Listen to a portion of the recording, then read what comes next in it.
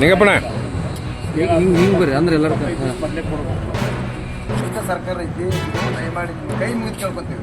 ಯಾಕಂದ್ರೆ 30 ವರ್ಷ ಇದಕ್ಕೆ ಎಷ್ಟೋ ಮಂದಿ ನಮ್ಮ ಸಮಾಜದ ಕೈಗಾರ ನೋಡ್ಕೊಂಡ್ರೆ ಸತ್ತು ಹೋಗ್ಯಾರ 8 ಮಂದಿ. ಅದಕ್ಕೆ ಇನ್ನೂ ಇದು ನಮ್ಮ ಮುಂದಕ್ಕೆ ಹಾಕ್ಬೇಡಿ. ಇದೇ ಅಧಿವೇಶನದಾಗ ಆದರೂ ನಿಮ್ಮದು ಫೋಟೋ ಪೂಜೆ ಮಾಡ್ತೀವಿ. ನಮ್ಮ ಮನ್ಯಾಗ ನಾವು ಸಿದ್ದರಾಮಯ್ಯ ಸರ್ದು ನಿಮ್ಮದು ನಮ್ಮ ತಾಲೂಕಲ್ಲಿ ಇದೇ ಅಧಿವೇಶನ ಆದ್ರೆ ಇಡೀ ಮಾದಿಗ ಸಮಾಜ ನಿಮ್ಮ ಫೋಟೋ ಬಂದು ನಮ್ಮ ಮನೆಯಾಗ ಪೂಜೆ ಮಾಡ್ತೀವಿ.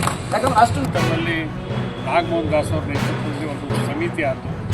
ಆ ಸಮಿತಿಗಳಿಗೆ ಇನ್ನೂ ಅದು ಕಾರ್ಯಾರಂಭ ಮಾಡಬೇಕಾಗಿದೆ.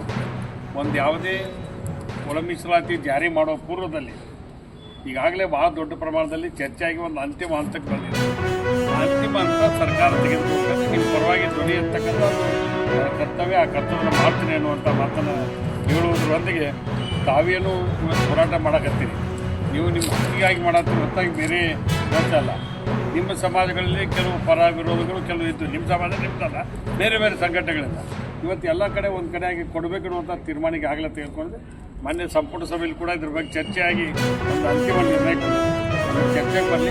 ನಾನು ನಿಮ್ಮ ಪರವಾಗಿ ಧ್ವನಿಯಾಗಿರ್ತೀನಿ ಅನ್ನೋದನ್ನು ಎಲ್ಲರಿಗೂ ಗೊತ್ತಿದೆ. ಆ ಪ್ರಕಾರ ಇದೆ.